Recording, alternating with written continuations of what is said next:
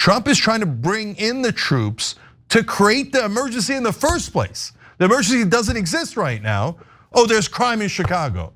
And how is that different than the last 10 years, 20 years, 30 years? You say, okay, I wanted to get better. The Marines can't do policing. The National Guard can't do policing. So if you want to send in other federal agencies with the cooperation of Chicago and Illinois to bring down crime, great, nobody's objecting to that, right? But you're sending in troops there, and the reality is you want people to react to the troops so you could say, oh my God, oh, they hit the troops, oh my God, that's it, we have to crush them, roll out the tanks. The Trump administration activated a third state's National Guard. Texas Governor Greg Abbott issued a statement saying he, quote, fully authorized the president to call up 400 members of the Texas National Guard.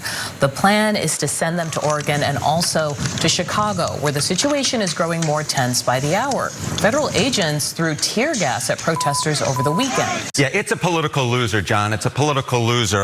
Donald Trump may think it's a political winner, but it's a political loser. Oppose Trump deploying in a U.S. city, active duty U.S. military, 61%. The National Guard in particular, 58%. When you get 3 in 5 Americans agreeing on anything, you know if that is on the opposition side, it's a political loser. It's certainly not shocking that sending federal agents to terrorize American citizens in Democrat-run cities is a political loser.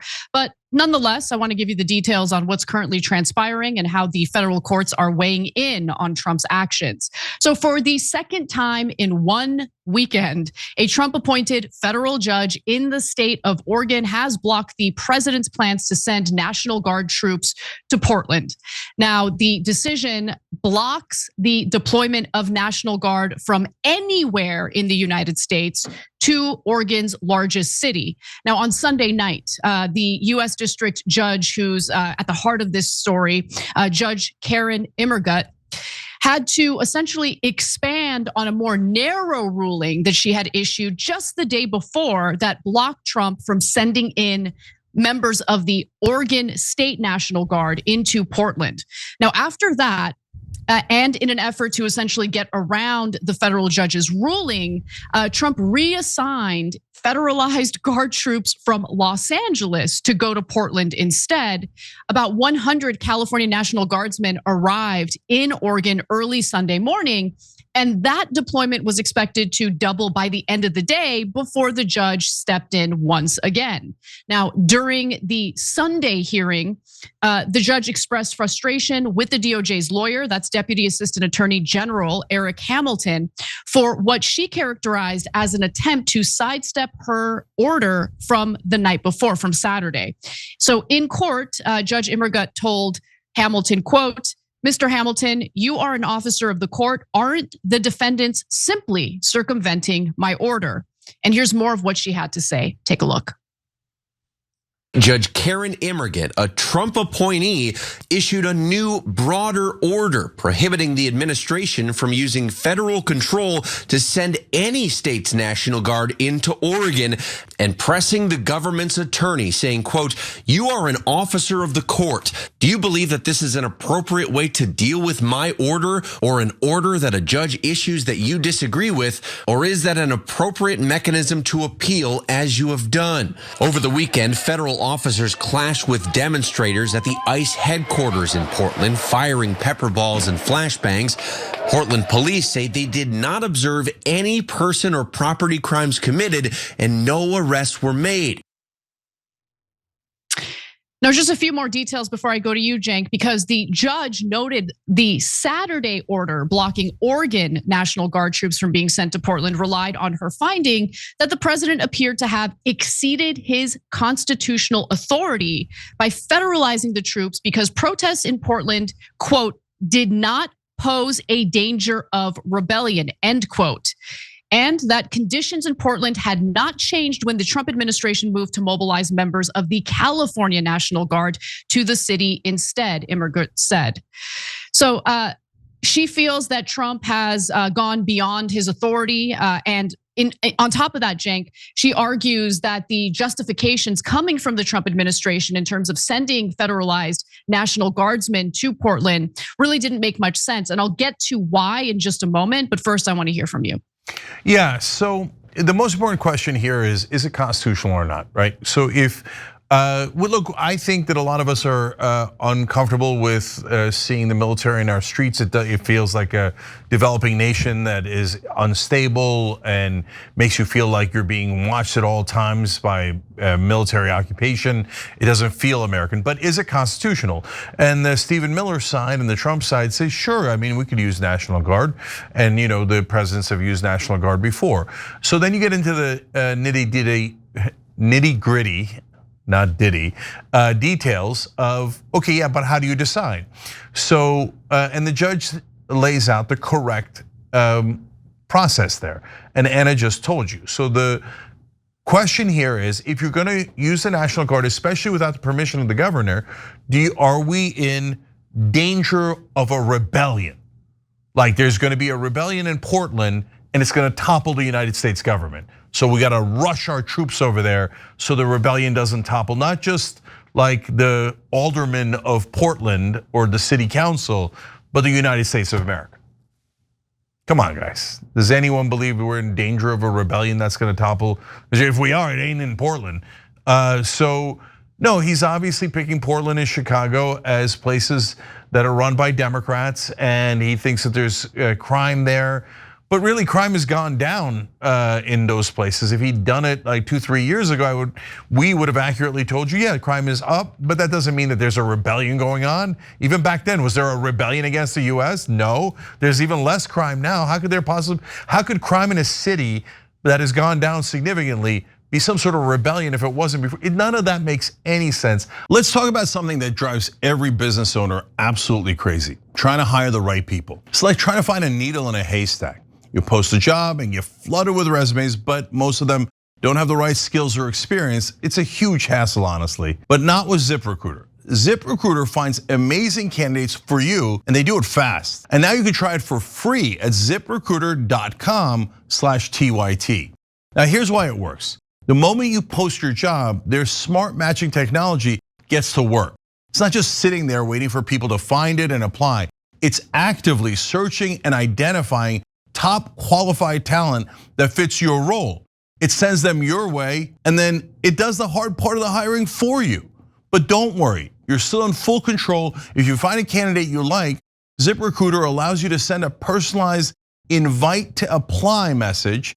It eliminates the waiting game and gets the right people to engage with your job posting sooner rather than later. So ditch the other hiring sites and let ZipRecruiter find what you're looking for: the needle in the haystack. 4 out of 5 employers who post on ZipRecruiter get a quality candidate within the first day. Try it for free at the exclusive web address ziprecruiter.com/TYT. Again, that's ziprecruiter.com/TYT. ZipRecruiter, the smartest way to hire. Obviously, it's not a rebellion. Obviously, you shouldn't have the troops in the streets. Here, the Trump-appointed judge is absolutely correct. You're right, Cenk. So Trump, or the Trump administration, in their defense, had claimed that sending the federalized troops to Oregon was meant to control protests at an ICE facility. Now, there are in fact protests in front of an ICE facility. There's no indication, though, that the local police and local authorities are standing down and allowing absolute anarchy to ensue. And the claim made by the Trump administration in their justification was disputed, not just by state and local leaders, but also including by the judge, again, a Trump-appointed judge herself. Take a look. But the Trump administration insists violent criminals are destroying Portland and troops are necessary to protect federal assets and personnel. In a ruling Saturday, the judge wrote Portland's protests were not significantly violent or disruptive, and that Trump's description of them was simply untethered to the facts, that deploying the Oregon National Guard likely exceeded his constitutional authority. Well, news is now breaking. This literally just broke right now. So apologies if I get anything even a little bit incorrect here. I'm actually going to read verbatim from The Hill, which is reporting this.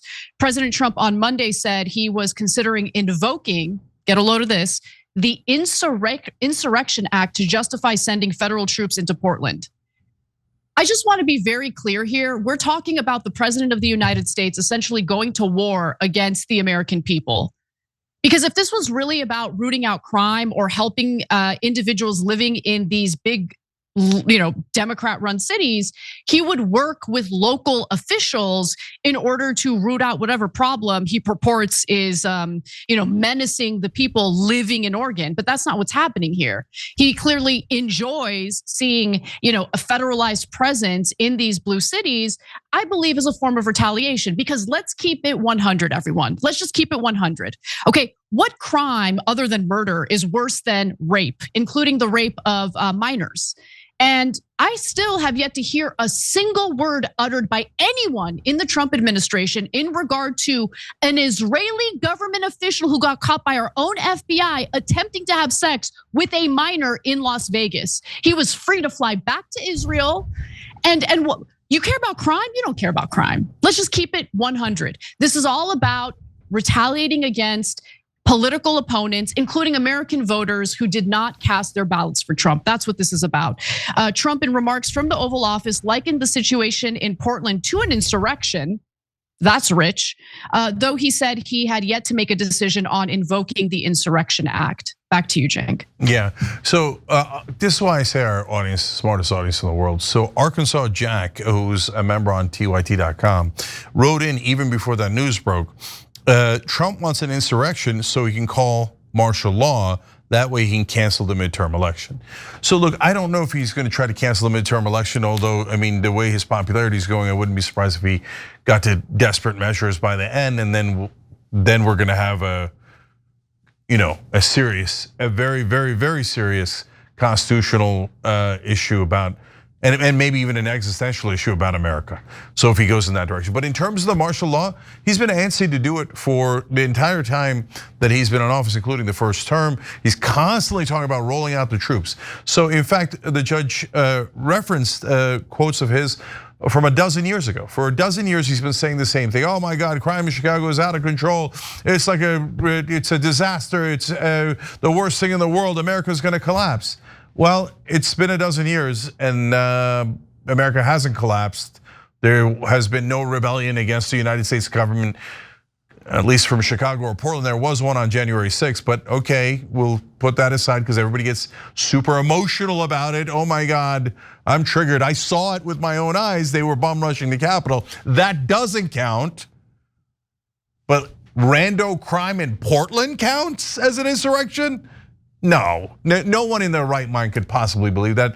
Judge put it well, it is untethered from the facts. So, but this guy, Trump, has had a hard on for bringing military into the streets and having total military control over the American people. And you know how he feels about being criticized or joked about. He despises it. And he thinks the FCC should take action. Now he's calling on FCC to cancel Al Sharpton, for the guy who ran on freedom of speech, right? So I don't want the military in the streets. I don't want government tyranny all over America.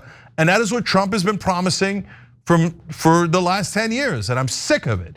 And so he's looking for any excuse here, and that leads to what Pritzker said. And surprisingly, that was also interesting and smart. And so he said, look, and this is, a lot of you will instantly go, yeah, of course. Trump is trying to bring in the troops to create the emergency in the first place. The emergency doesn't exist right now. Oh, there's crime in Chicago. And how is that different than the last 10 years, 20 years, 30 years? You say, okay, I want it to get better. The Marines can't do policing. The National Guard can't do policing. So if you want to send in other federal agencies with the cooperation of Chicago and Illinois to bring down crime, great, nobody's objecting to that, right? But you're sending in troops there, and the reality is you want people to react to the troops so that you could say, oh my God, oh, they hit the troops, oh my God, that's it, we have to crush them, roll out the tanks. And then right-wingers, if you're not gonna be in favor of government tyranny and literally jackbooted thugs coming in here and taking over our cities, by the way, Palantir's next. Oracle is bragging about how they can now make all the citizens be good little boys and girls because they're gonna be able to track all of you. Isn't that what you were worried about? They're coming in through the front door. That's exactly right. That's Larry Ellison just openly and brazenly making those comments about mass government surveillance on the American people. So for those who are still in this brain dead delusion that everything that's happening in this country is left versus right, please get yourself out of that headspace because it's incorrect. It's ordinary American people against a power-hungry government. And what we're seeing right now is terrifying, not just in regard to what's going down in these big blue cities, but also in regard to what the Trump administration is plotting alongside these tech companies who are seeking to increase their power as well as increase their surveillance on the American people. One other thing that I just wanted to note is that if the Republican Party is under any impression that Trump's actions are politically popular and will help Republican candidates in the midterm elections, well, they've got another thing coming. Let's go to our friend, Harry Enton.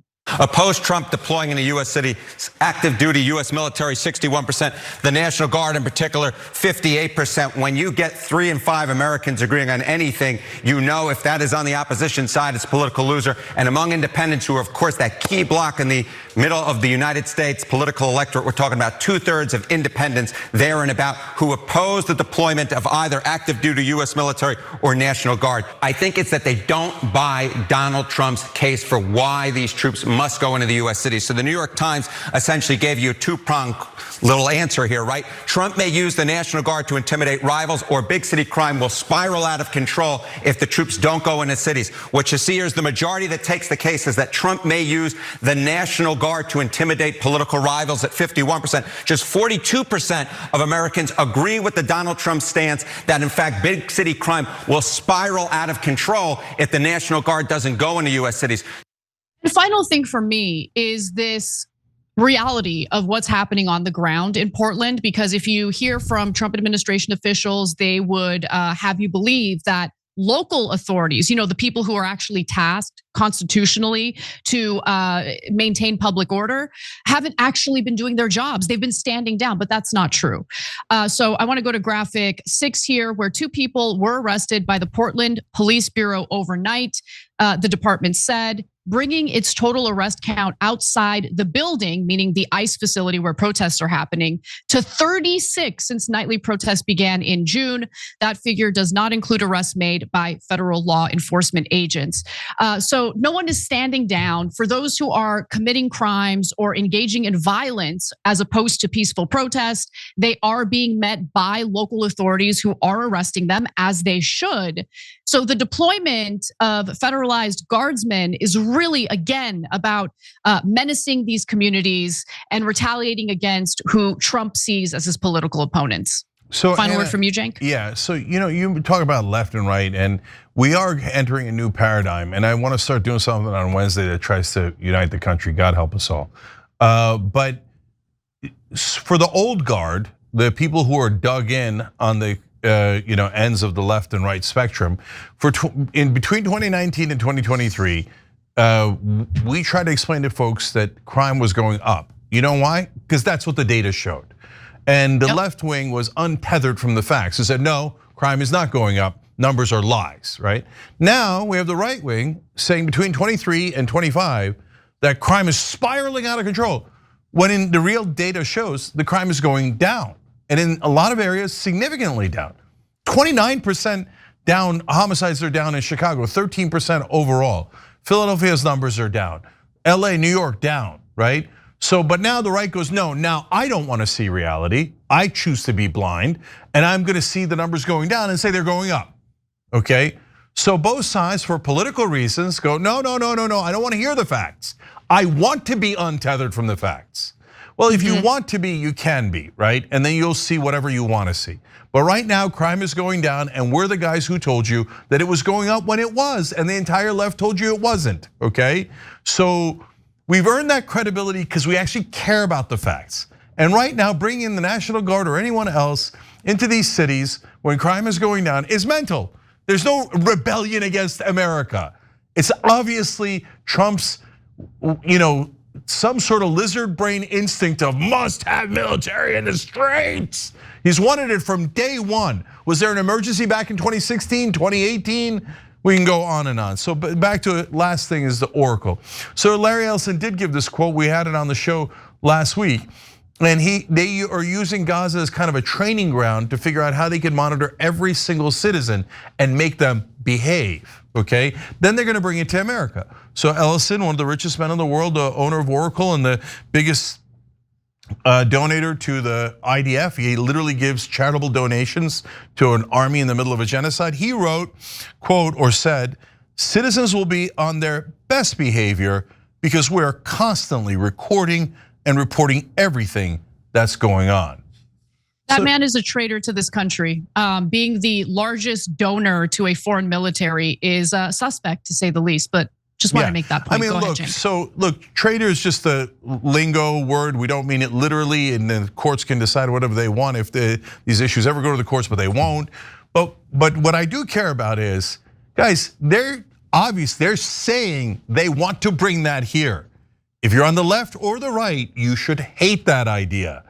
So, beware of the establishment bearing gifts. It ain't a gift, it's a Trojan horse.